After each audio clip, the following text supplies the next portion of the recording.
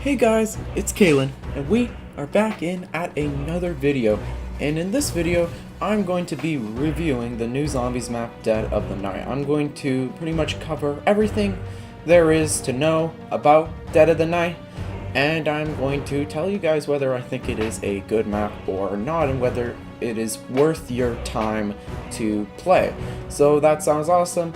I'd appreciate if you drop a like, and without any more waiting, let's just get into this video. So the first thing I talk about when I talk about any map is the intro. So the intro cutscene is what I mean specifically. And the intro cutscene, as pretty much every other cutscene, has positives and negatives. So with this cutscene, it conveys a pretty good message. We understand why the zombie outbreak occurred here. We understand what's going on with Godfrey at the beginning. We kind of understand why these characters are in the situation that they are. But it's got a few problems with it, and the reason why I'm kind of iffy about this cutscene overall. Number one, the characters don't really have any connection with each other whatsoever. And that is a huge problem. Like, you see them, like, hanging out with the other people there, but never do they really have any, like, contact together, and we don't really see that until we actually play the map. There's no relation with them whatsoever. And you could say, oh, that's what happened during the, Primus, characters, but not really, because the Primus characters did meet up beforehand because they were the only people there that survived the zombie outbreak. But with this, it's kind of like out of every single person that survived, they were the ones that survived. Like, what makes them special? What makes them unique? And while some of them are kind of special and unique, they don't actually, it doesn't really make that much sense why they are the ones that survive, and why does everyone else die and they were the ones that survived? I don't know. I don't understand that. I also don't understand, like, why the hell they just don't talk to each other whatsoever before the cutscene. They have, like, no idea who each other are till the zombie outbreak occurs. I think if there was a little bit of relationship, a little bit of a connection between them before the map started, I think things would have just been better overall. Also, another thing is that there's just a lot of pointless conversations during this map. And I kind of get it. They're trying to establish the setting, which makes sense, and that's a good thing, but they took way too long with it. There's way too much of the conversation, and the story didn't really progress along enough. They spent, like, way too long just establishing the setting and the environment around us, that, like, when you, like, have to go and play this map every time and watch that damn cutscene, you just want to skip it so badly because you don't want to hear all the people, you know, talking and stuff like that. So I don't know, I think that overall there's just a bit too much filler within this intro cutscene, and not enough focus on some of the most important parts, which I think they did focus on quite a bit of the important parts, which is why it's not a horrible cutscene. But some of the important parts that they did forget, which is what I said before, the character conversations between each other, and a bit more of I guess this is kind of a little nitpick, but a bit more focus on the, like, evil guys, like the Dark Godfrey and his two, like, assistants. Maybe they'll set him up later, which is why I don't consider this that bad, but I think if they were going to set something up, they should have set up that a little bit more. I'm not saying that they shouldn't have set up the setting at all. I'm not saying that. I think that they should have just had cut a little bit of time from that. I think that when they were cutting down this intro cutscene, they didn't cut the right stuff. But yeah, that's the intro cutscene. Let's get into the setting and atmosphere itself. The setting of Dead of the Night is extremely well thought out and detailed. Really, what I think makes it so cool is that I think a zombie outbreak really makes very logical sense with a mansion. I think the two just go hand in hand together, which makes the atmosphere just really awesome. In general, it's just really spooky. There's tons of detail within the house. Like when you look through barriers, there's actually like, you know, stuff in there, and there's a lot of like detail in between it. And in general, when you just look at all the little things that the map has in the atmosphere, you'll be like, wow, like that's really cool. It really makes you question every little thing. Like, oh, why is this here? Why is that there? That's what I really liked about zombie maps in general, especially World at War and Black Ops 3 did this excellently, and they continue to do this well in Black Ops 4 so far with Dead of the Night. The mansion is very well detailed, and there's just tons of stuff in there that really makes you like feel integrated into the story and the map, and it's just a really awesome feeling that you get. The outside areas are also really cool. The greenhouse with that whole technological area is a really cool area. The cemetery, the forest, all the areas just look really cool. They're very well lit up. They're dark. They're creepy. Even the mansion itself is very creepy despite it being like very bright. There's a lot of very like etchy and questionable stuff that really kind of makes you feel engrossed into the setting. As I said, it's really hard to pinpoint every specific detail about the setting, but I mean, just when you look around and just at the map itself, and when you just see what's there, it's like you'll be pretty surprised. It's like, damn, this map is pretty damn detailed to like the core of it when it comes to the setting. I think overall, I wouldn't say there's really any big problems with it. I just don't find it as great of a setting as some of the other maps. I think 9 did the setting absolutely amazing, and 9 is one of the best maps in Zombies history when it comes to the atmosphere. I think 9, Shadows of Evil, Mob of the Dead, I think all those maps have like absolutely amazing settings. While those are like A pluses, this is like, I'd say, an A minus. It really doesn't do anything wrong. It maybe if it stood out just a little bit more, but I think it still stands out quite a lot compared to every other map, and we haven't seen any map like this. And with all the Zombies maps that we've been getting, there's so many Zombies maps nowadays. I think we really gotta give props to Treyarch for still finding ways to create new and interesting locations to fight the undead. So yeah, I think the setting is overall just excellent. Now I want to briefly talk about the starting room of this map, because this starting room is actually pretty damn unique. So, well, in terms of the area itself, it's not really unique, but the one thing that is unique about it is the fact that it is a dual spawn system. Yes, we have been begging Treyarch forever to have a dual spawn system, and we finally got it. The last time a Treyarch Zombies map did it was in Verrückt in 2008, so it's nice that, like, actually thinking about it, they waited exactly 10 years to do another dual spawn system, which is crazy, but I don't think that's no coincidence. I think that Treyarch planned that out very well. But yeah, does the dual spawn system live up to the hype? Is the dual spawn system good? Well, technicalities, it's not really hype, because we didn't even know that it was a dual spawn system until we actually played the map, because cough cough marketing, cough cough really shitty marketing, whatever. So, is the dual spawn system good? That's basically what I'm saying. And it's... unfortunately, it's not. So, the problem with the dual spawn system in this is that it doesn't feel special whatsoever. Like, with Verruct, what made that stand out so much is that your teammates, you really felt trapped from your teammates.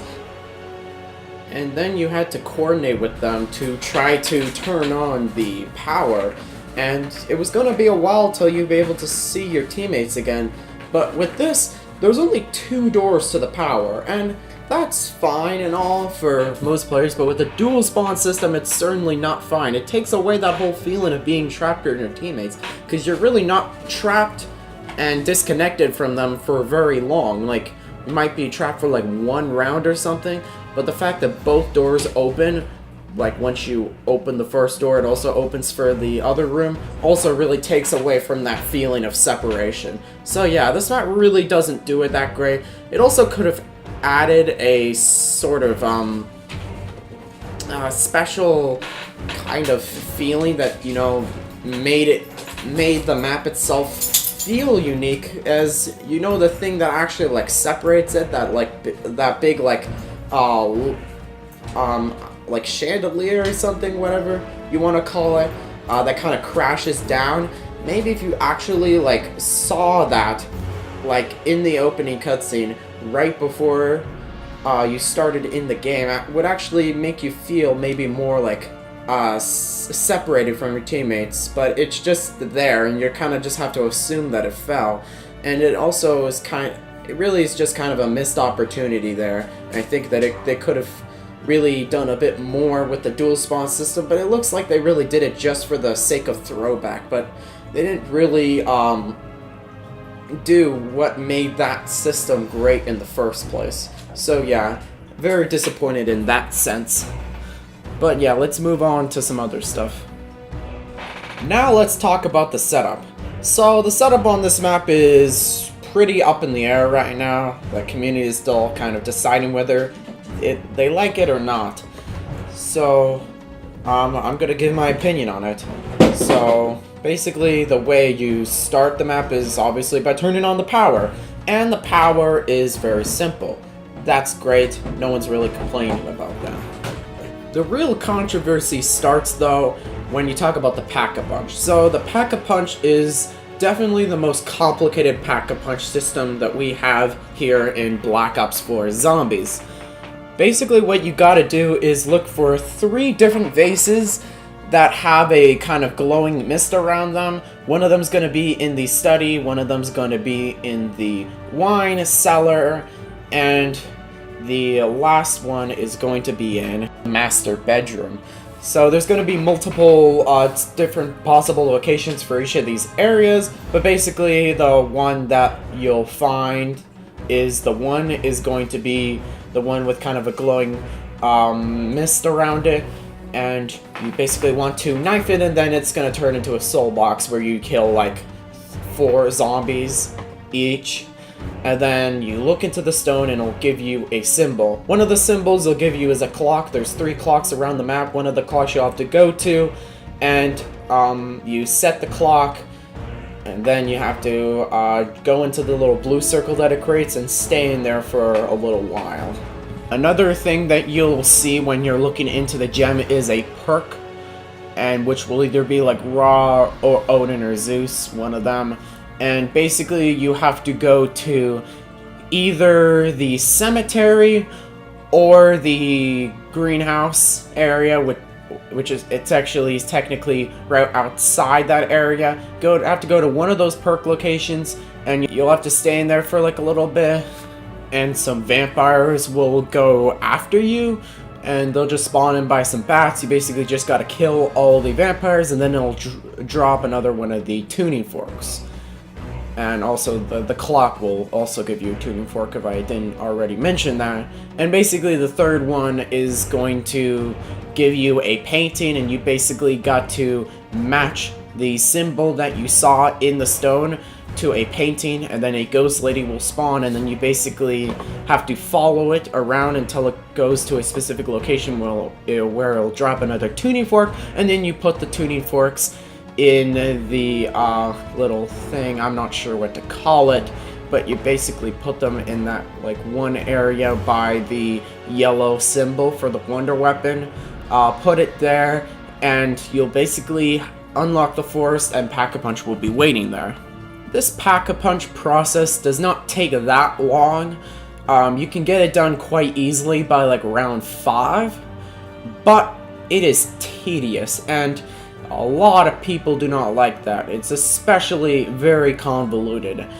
And I'm going to tell you guys the problems that me and some other people have with this Pack-a-Punch system. The first real problem is the perk one, where you get the perk symbol. You never know like which area you have to go to. You end up having to pick and choose, basically just guess, and if you get the wrong one, then you basically went to that area all for nothing.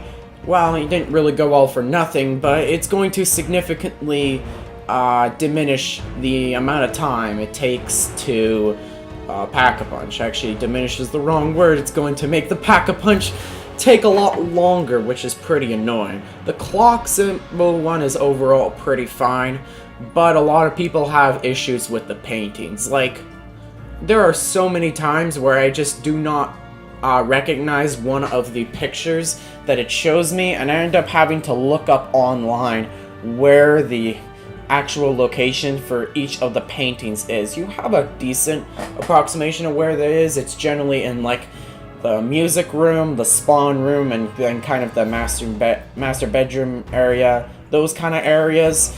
Pretty much anywhere in the mansion, but it's still pretty annoying, and you're definitely gonna have to look up a guide if you want to unlock this Pack-a-Punch, which is pretty annoying, I'm not gonna lie. At first I didn't really mind it, but I realized that overall it's not that great. It's nowhere near as bad as Shadows of Evil or Mob of the Dead if you don't like that Pack-a-Punch sequence, but it still takes quite a bit of time. I do like the fact that it's just one location, even though it's pretty far from many of the areas. I just generally like the fact that it's just one location and you know it's gonna be there, unlike Voyage of Despair and Blood of the Dead, which you literally have no idea where it is. Voyage of Despair you do know, but you kind of have to do a long track around the entire map getting to that specific area where the Pack-a-Punch is. So it's nice for it just being in one area. There's also other controversies with just the setup in general.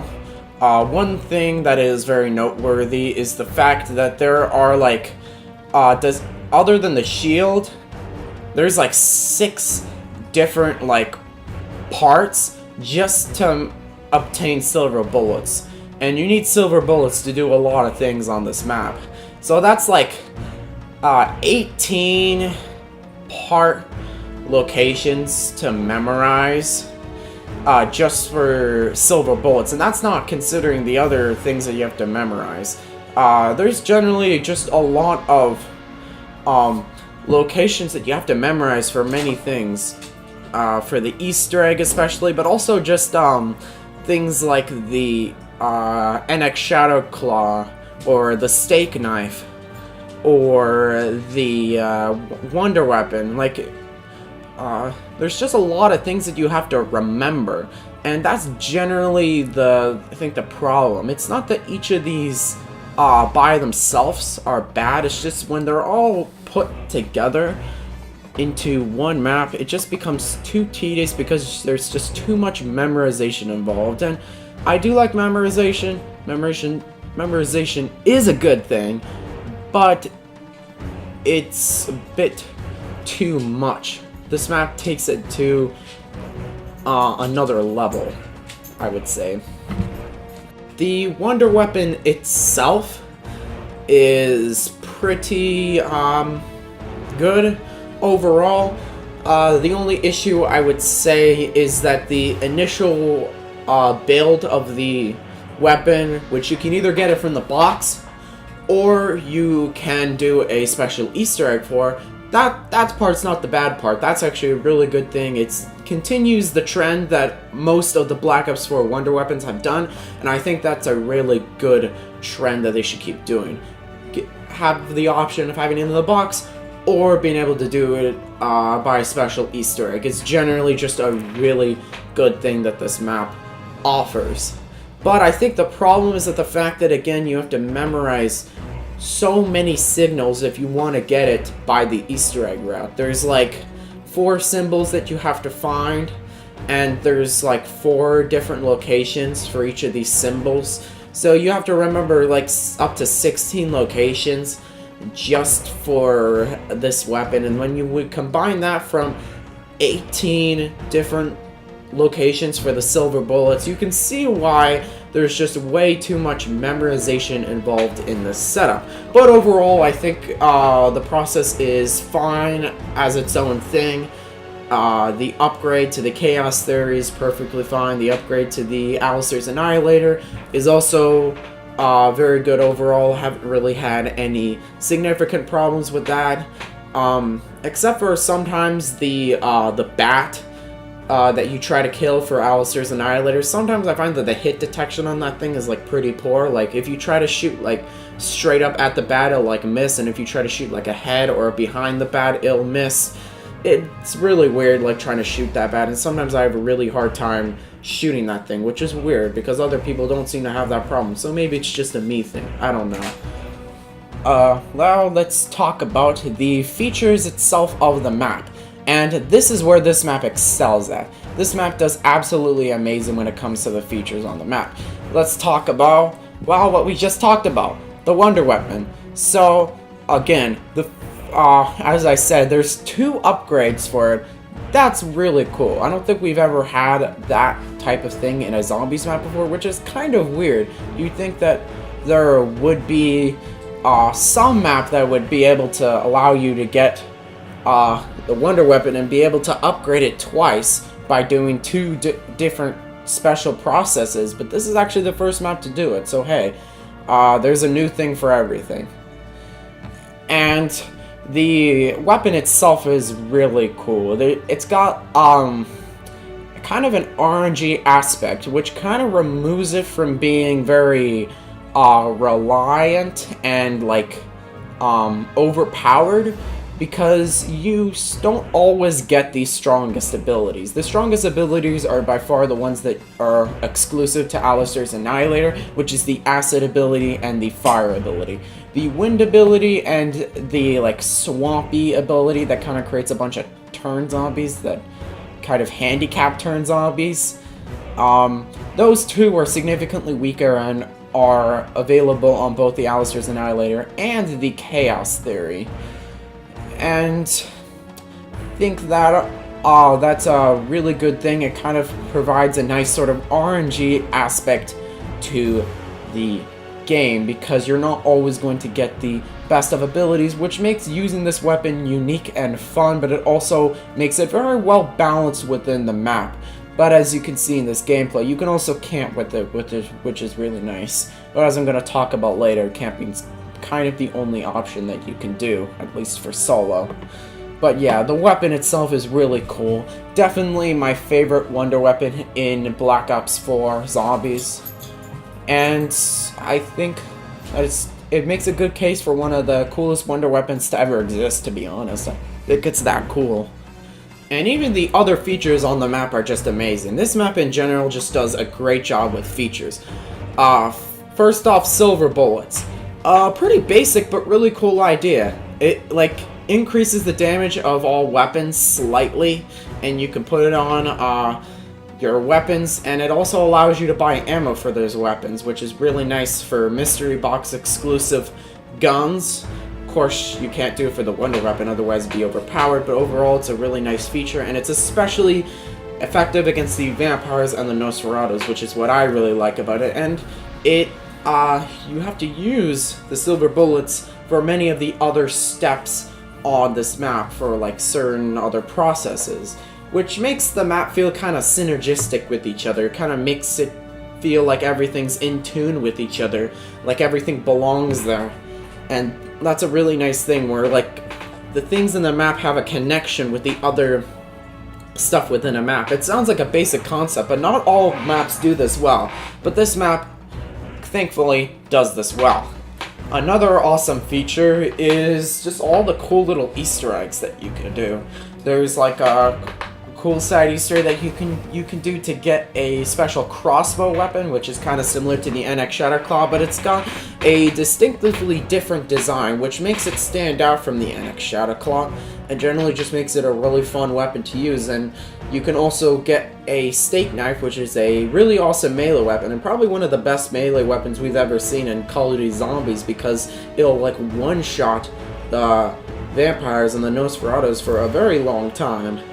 So it's just generally really awesome. There's also portable trap pieces. There's like 3 total trap parts that you can get, and you can put them in multiple different locations, so it allows you to kind of customize your strategy in a very unique way. So even though there are some certain restrictions on where you can put the traps, you have to put it where you can actually put one of these tokens in. But in general, I think it's really cool the fact that the player itself, gets to choose where they put the traps, where they put the trap locations. I think that's a really awesome feature, and it really makes the player have to, like, make decisions. And that is a really awesome thing that I think that Zombies does really well, like forcing players to make like in-game decisions. And this is especially apparent with these traps, and that's what I really like about these traps this time around.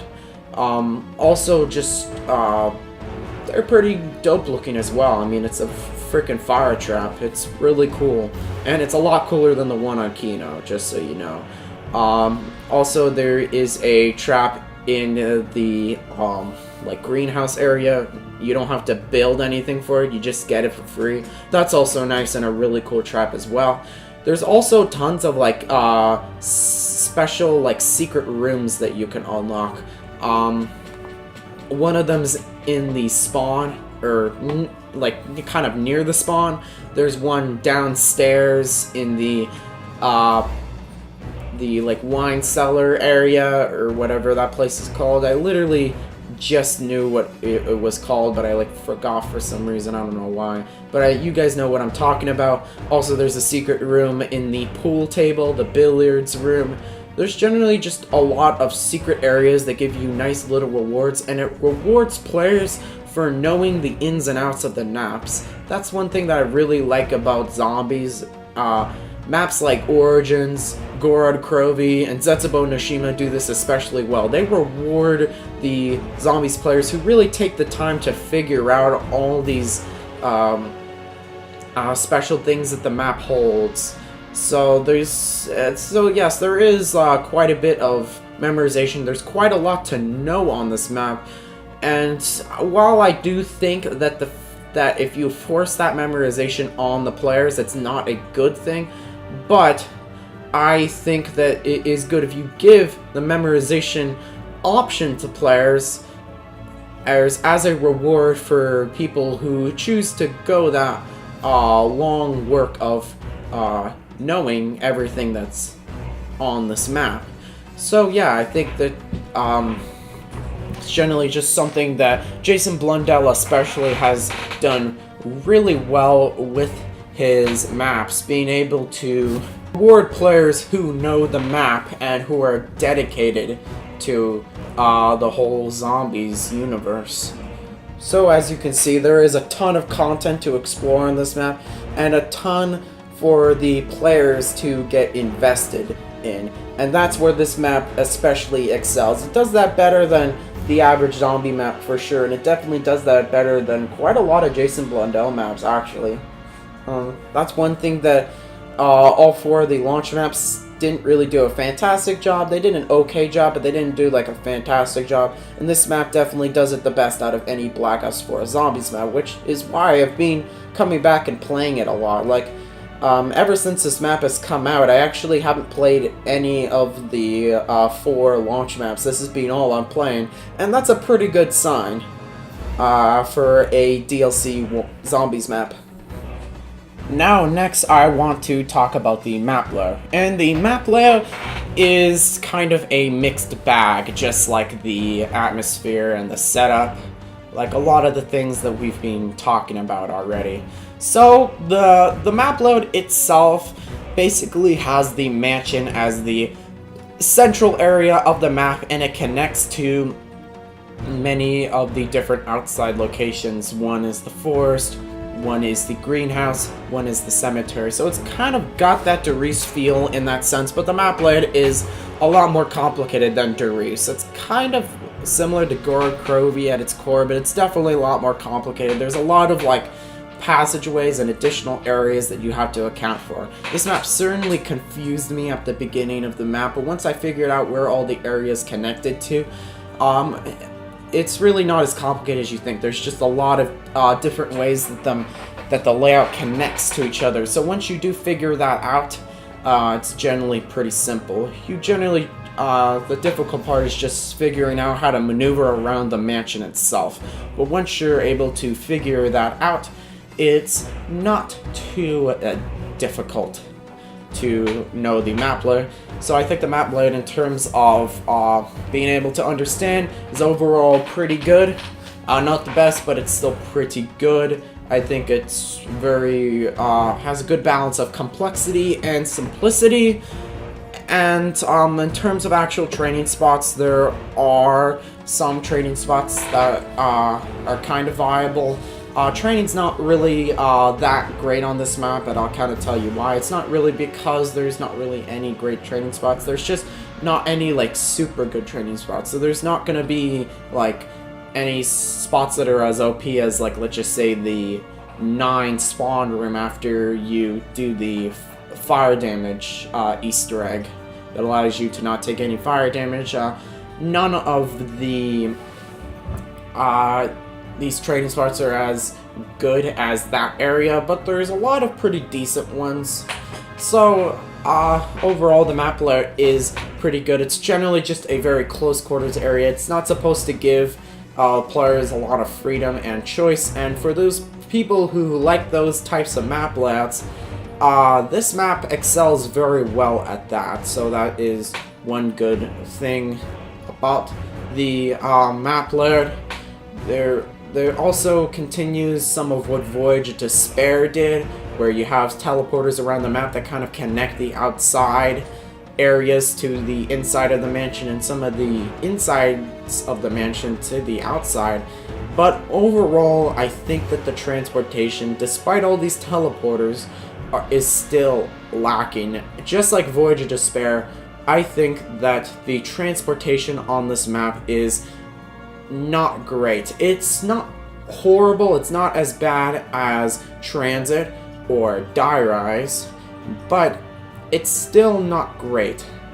There could be used a lot more transportation methods. So it's easy to maneuver from the forest or really any of the outside areas back inside, which is nice, but getting from the inside area, which is the mansion, to any of the outside areas takes quite a long walk, and that's not a good thing. I think there should have been a transportation that takes you from the mansion to all of the outside areas. It only takes you to the forest, but the forest is a dead-end area, so it's not really that great, and there is a teleporter by the forest, but that just takes you back to the mansion. So transportation in terms of getting to the greenhouse and the cemetery is not great, and I think other than those two areas specifically, the transportation is fine. I just think that it could improve, because as we learned from Black Ops 2, transportation can make or break a map if you have a map with absolutely terrible transportation on that map. So yeah, this map really could have done a better job, but overall I think the map layout is pretty solid. It's not the best, we've definitely seen some better map layouts, but it's not awful by any means. It's definitely a good map layout overall for what it's trying to be. And you remember, it's trying to be a close quarters, intense sort of zombies experience. It's just that there's not quite as many options as, let's just say, like Gora Krovi or even like Shangri-La. The map layout, there's just a bit too many close-quartered areas, and not enough of open ones. When I mean open ones, I just mean the ones that are like slightly open. They don't have to be super open, but just a little bit, because even like Shangri-La and Gurren Kirby had some of those areas. But this map doesn't really have that all that well. Unless I'm forgetting anything, the last thing I want to talk about in this video is the boss enemies and the boss balance. And spoiler alert, it's not very good. This is definitely the worst part about Dead of the Night itself. I can forgive the other things, like the memorization is not really that big of a deal for me. It's more of just other people don't like it. And the map layout, even though I was acting like I was negative, it really wasn't that negative. It was more of me just being super into detail. But the boss balance is absolutely terrible on this map. Absolutely terrible. Like, terrible is like a compliment to this map, really. Like, it's just like that bad. Like, terrible at best, I would say, is what this map is. So I'm being generous when I'm saying that the boss balance is terrible, because it could really be, in reality, it's probably worse than that. So, what are the bosses on this map? Well, you have the werewolf, which is the least problematic boss on this map, which is ironic because it's supposed to be the biggest and the baddest of them all. But in terms of balance, it contributes very nicely to the overall experience. It's pretty much just a Blight Father, and that is completely fine. Really, like, that doesn't... It's just overall very balanced. It does have a lunge attack, which it can do, but you can avoid it pretty easily. And, as long as you run while it's actually doing that, and it can run pretty fast if you like run super far ahead of it, but overall it's pretty solid. The Hellion can deal with it pretty easily. So yeah, the werewolf is supposed to be the Blight Father, but I think in terms of how it contributes to the map, it's about just as well as the Blight Father. But the other sort of boss enemies, it does very poorly on. So, you do have returning Catalyst zombies from the other Chaos Story maps, Voyage of Despair and 9. You have the electric zombie, the water zombie, the fire zombie, and the gas zombies. They don't spawn very often as compared to 9 and Voyage of Despair, which is good, so they can, focus on the other bosses, but overall, I think that the other bosses are not very well executed on this map, unfortunately. One of the zombies that comes in is the Nosferatus. Now, the Nosferatus are just problematic beyond every level.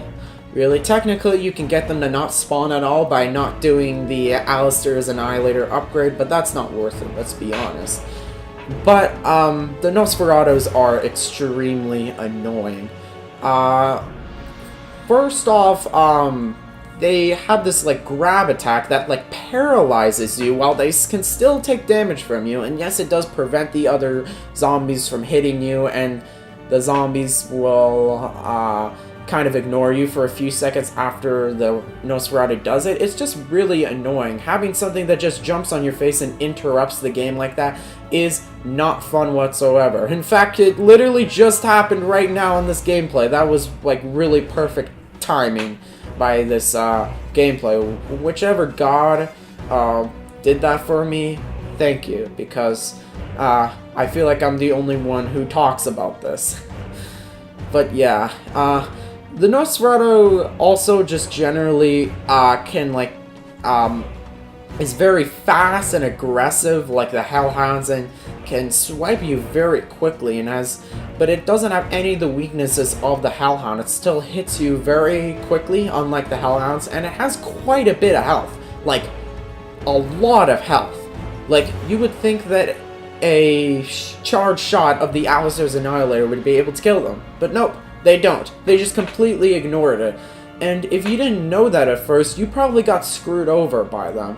And you could say, oh, but that's the beauty of learning the map. But yeah, that's true, but I think that's pretty stupid, considering that if you're, like, I expect the weapon to kill the zombies when it actually goes, when I shoot it. Like, I wouldn't expect a zombie that's the size of the Nosferatus to be able to do that. And they spawn in quite often. They spawn in every round. You'll get like a few of them every round. They're very annoying and they interrupt gameplay too much. But I haven't even come to the worst part, the thing I like least about them. The thing I like least about them is the fact that it's hard to distinguish them from the vampires. That's really the simple thing. They're almost the same size and they look almost identical. The only difference really is the colors. Like, the Nosferatus are more reddish while the vampires are more along the whitish kind of color. But if you look from a distance, they look exactly the same, and they have to really get like really up close to you for you to realize, okay, that's not a vampire, that's a Nosferatu. And thinking about how much the vampires spawn in, like that's insane. Like, I think the Nosferatu would be better if you knew like when to handle it, but sometimes you're just not sure when it's gonna come, because again, it's so similar from another vampire that when you first see it, you're gonna be like, okay, that's just another vampire, but then it comes up close and you realize that that's a Nosferatu, and then suddenly you're like screwed. I think that you'd be able to plan your attacks, plan your strategy against them much better if you like knew specifically what he was. I think this design is just too similar to that of the vampires. But yeah, that's my main problem with the Nosferatu. And there's him sucking your blood again. Like, seriously, Trick, is that fun? Is that fun? Like, does anyone actually find that enjoyable? To have a boss enemy who can do that, seriously. And don't even get me started with the vampires. Like, okay, I kinda lied. I'm gonna get started with these vampires because I absolutely hate them. Like, they almost ruin the map for me. They are way too many of them. There are so many of them. I swear, like, almost half of the zombies are vampires, which is fine for some enemies, like the Nova Crawlers. That was kind of fine when there were so many of them.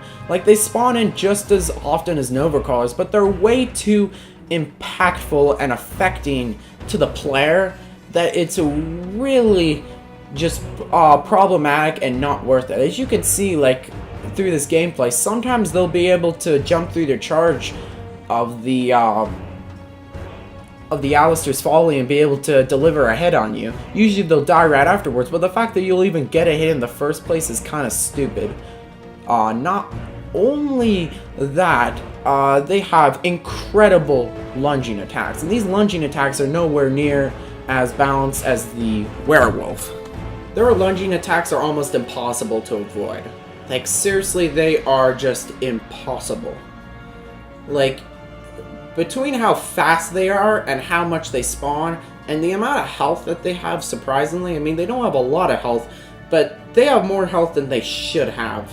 Like, like, you'd think, okay, they'd have, like, the health of a Hellhounds with all these ridiculous effects. But nope, they don't. They are still, like, more tough to kill than zombies, and I've died many times on early rounds just dealing with these things, because you just don't have the proper weapons in order to deal with them. Really, like, they're just way too impactful and way too affecting to the player for the amount that they spawn. Really, they need to be dialed down, not only in terms of spawns, or just nerf their effects. Maybe make their attacks less deadly, make them slower or something. But from what they are right now, they're just a little bit too much of everything. And I think that they definitely need to focus on fixing the lunges. The lunges is exceptionally poor. Like, really, they just have, like, when they lunge at you, even if you try to run away from it, you're pretty much not going to be able to escape their grasp. Like, at least with the werewolf, you'll have enough time generally to escape the lunge, but with these vampires, you don't. And considering the amount that they could spawn on you and the amount of potential lunging werewolves that you have, it makes training almost impossible because, again, as I said, they're super fast and it's almost impossible to dodge hits. And combination with the map layer not being very open for many different types of play styles and many different training spots, it creates a situation where it's almost impossible to train. Like, I've literally not seen a single person try to train on this map for a high round. People just camp in this exact area where I do, or maybe they camp in some other area, but basically they just camp until they die because there's nothing else that you can do on this map past round 30 because the vampires are just too much for the player to deal with. They're just simply miscalculated and they are way too much. Considering that Voyage of Despair also had a tons of controversy regarding the boss balance, but I actually thought the boss balance was pretty good on that map. Making the boss balance even more crazy and ridiculous compared to Voyage is definitely not a good idea when trying to satisfy this community. And I think that despite the amount of backlash of the boss enemies with Black Ops 4, I think the Treyarch has done a fantastic job with the boss balance in this map, or why am I saying in this map, in this game. In Black Ops 4 as a whole, the first 4 maps, Treyarch did an amazing job regarding the boss balance. They made there to be quite a lot of bosses, but they didn't really contradict the other play styles around the map, and they allowed you to kind of continue playing the way you are, and there were only some bosses that really changed up your playstyle, but they were more of just to spice up the variety, which I really liked. I think that 9 Voyage of Despair, despite the amount of chaotic boss zombies that they had on that map, it was all well balanced and worked together well. But with this map, they completely scrapped that, and it is a shame because that can really make or break the map for a lot of people. Personally, it hasn't really made or break the map, but I think that it really diminishes a lot of the potential that this map had, because I was definitely considering at some point to call this one of the best zombies maps to date, and the boss balance has really made me start thinking twice about that statement, and I'm not even sure if it's the best map of Black Ops 4. At the beginning, I thought it was for sure the best map because of just the amount of content that it had.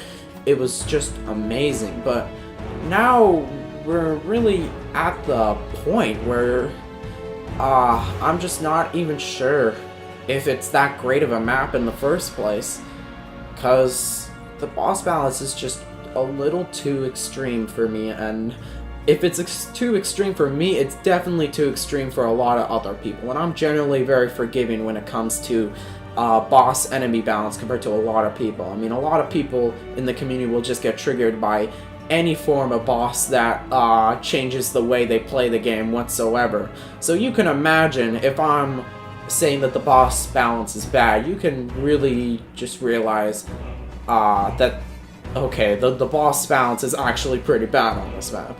Like, you can definitely trust my opinion. Basically what I'm saying, because I'm generally very open to new boss zombies and very challenging boss zombies, but this is definitely goes beyond the work of challenging, and really makes it so that the only high round strategies that you can do are basically what I'm doing here, and that is a shame. So before we wrap up the entire map as a whole, I will discuss the Easter egg and the storyline a little bit. I haven't actually done the Easter egg yet, but from looking at it, it seems pretty cool. The steps overall seem pretty solid. The boss fight's pretty cool. It's kind of invisible. I think the only problem is that all the boss fights are kind of easy in this game. And mainly that is because of the Hellion. The Hellion makes all the boss fights way too easy, and I think that that's the main thing that kind of deteriorates this Easter egg in the boss fight. The boss fight execution itself is good, but just the fact that you can kill it so easily with the Hellion is kind of a problem. Also, you can like kill the boss in like 5 like minutes with like the steak knife, which is also a problem. But yeah, in terms of the storyline itself, I think it is good in many ways, but it also missed some opportunities. So it does finally explain to us what's going on in the Chaos storyline. Some of the problems that people have had with this storyline is that of just how like crazy complicated it is. A lot of people didn't really understand it. It was hard for people to understand, but it seems that people finally understand where the storyline is going. We understand that this was actually a prequel, and we finally understand where 9 and Voyage of Despair are in terms of storyline, like where their place is, which is nice, which really helps us have answers to those questions. But the problem is that it doesn't really give us any kickoff areas. Like, it doesn't really give us anything to speculate about in the future. We have no idea what's going on in the future of the Chaos storyline, and that is certainly an issue. The community itself loves to predict what's going on in the future, where the next location is, and we have no setting off points, which is kind of why a lot of the storyline people have kind of lost interest. While this storyline did a good job at explaining to people this where the other maps fall in place, so we have a foundation for the Chaos story now, which is an improvement, because at the beginning we had really no idea what was going on. Now people understand that they just didn't tell the story in chronological order, but it's still again, just not enough kickoffs that help us understand the future, or give us any like guesses to what will happen in the future. So yeah, that's the storyline. Alright, now let's recap the entire map. Is this a good map? Is this a map worth replaying, or is it a map that everyone will just forget about? Well, I think it is a good map, but my opinion on it has diminished a little bit over the past week. At first I thought that this could potentially be one of the best zombies maps of all time. I think it's in the discussion, but I would not put it quite there yet. I think that there are things holding it back, such as the boss balance, and it's really mainly the boss balance, but also a little bit of missed opportunities with things like the starting room in general. But I think just in terms of the content itself, the amount of content that it has, and the amount of stuff that you can do, and the amount that this map like entertains the players, the amount that like this map is really good at keeping the players playing, and that is one of the reasons why I think that this map certainly does need to be in the discussion of best zombies maps. But I think for me, I think it's barely a top 10 zombies map. But that's no bad thing. I mean, there's a lot of zombies maps we've had, so being the top 10 is definitely worth more special than it was a few years ago. So yeah, it's definitely a really good map. I'm still not sure, to be honest, if I would consider it the best map in Black Ops 4 or not. Part of me says yes, part of me says no. I think it's definitely a toss-up between this and 9. I think I'm going, once I start getting out of the prime of this map, once this map starts getting out of its prime and I start playing all the other maps regularly again, I think that will be when I am able to get a better opinion on whether this is better or worse than 9. Anyways, I hope you enjoyed, and I hope you learned something as well. If you guys could, I'd appreciate it if you select that thumbs up button, turn on notifications, and subscribe, but not in that order. But yeah, it really just shows me that you guys want to see more, and it really encourages me to make more like videos. And I guarantee that if you like were to leave a comment right now, I'd guarantee that I will reply to you, or at least notice your comment. Like, I really appreciate your guys' comments. It really is amazing, and it really just makes me happy in general. So yeah, so please please leave a like if you want, but you don't have to though. I mean, if you think this video is bad, you can leave a dislike if you want to. I'm perfectly fine with a dislike. Like, as long as you leave a dislike, just please tell me what you didn't like about the video, and that'll help me be able to improve in the future. Don't just dislike for the trolls. That's really not worth it whatsoever. It doesn't really accomplish anything. But yeah, see you guys later. Bye.